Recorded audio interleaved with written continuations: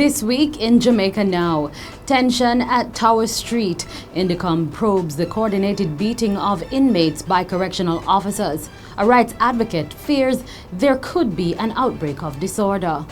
Political anxiety heightens in Portmore following 2 murders reportedly over the erection of flags. Fraud probe launched into land grab in rural St. Andrew. Jamaica on Zika virus alert, and remembering popular clergyman Monsignor Richard Albert. The details of these and other stories coming up after the break. We had such a fun season, didn't we, Trix? Of course we did. Remember the time when we spoke to Miss Jamaica Universe? Charlene Radley, honey. Yes! The last song you played on your iPod, tell me what that is. All right, actually, hold on. Can I play it for you? Definitely. All right, it's Dancehall Queen by Beanie Man. You know it? So you must know it. Hold on.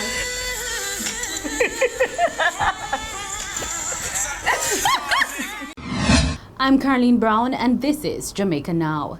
There's an urgent call for the authorities to quickly intervene to prevent the outbreak of disorder at the Tower Street Adult Correctional Center in Kingston as tension rises between inmates and correctional officers. Rights advocate Carla Galata has issued the warning over the hospitalization of 2 inmates and allegations that a team of correctional officers has been abusing inmates. Meanwhile, Ms. Galata says the medical reports on the 2 injured inmates show that they suffered serious injuries, with one now awaiting a scan to determine the extent of internal damage. The Independent Commission of Investigations, INDECOM, has started a probe into the coordinated abuse of inmates at the Tower Street Adult Correctional Center. There's still no recapture following the jailbreak at the Freeport Police Station in Montego Bay, St. James, in which 6 prisoners escaped. The men escaped from the police lockup in the early hours of Monday morning by digging a hole through a wall in their cell. Commanding Officer for St. James, Senior Superintendent of Police Steve McGregor, admitted that the police were negligent in properly securing the men. In the meantime, some of the family members of the escaped prisoners say they will try to facilitate their return. The police have launched a major fraud probe into a large-scale land grab in Dallas Mountain in East Rural St. Andrew. Hundreds of acres of state-owned land are being sold illegally under what is being described as a political land for the poor scheme. The lots are reportedly being sold for as low as $3,000 and as high as $25,000 to persons from all social classes, including teachers, police officers, and soldiers, in a project being led by the Bedward Gardens Providence Society. Hugh Gordon, president of the society, said approximately 500 lots have been distributed and that the intention was to put poor people on lands and have them regularized later. But Dr. Maurice Guy, minister without portfolio in the housing ministry, said the state has sanctioned no land distribution program in the area. Jamaica's Health Minister Horace Daly has put the country on alert for the possible introduction of the Zika virus. Mr. Daly is urging Jamaicans not to take the virus lightly. Previously, the Health Ministry had downplayed the severity of the virus, saying its symptoms are much milder than the chikungunya virus, which hit Jamaica hard last year. But reports have surfaced that Zika has been linked to birth defects in newborns as well as severe brain infection in children and the elderly. As of December 1, 9 countries in the region have reported cases of the mosquito-borne disease. The newly appointed political ombudsman Donna Parchment Brown is telling politicians that Jamaicans will no longer tolerate acts of political tribalism. She made the declaration following the killing of 2 persons in Newlands, Portmore, and St. Catherine on Tuesday night, purportedly over the erection of political flags. Jamaica will not tolerate aspirants for political power directly or through their representatives causing harm to us. I condemn in the roundest of terms all persons who are connected with this, and they can expect both to feel the full force of the law from the JCF when they have completed their work.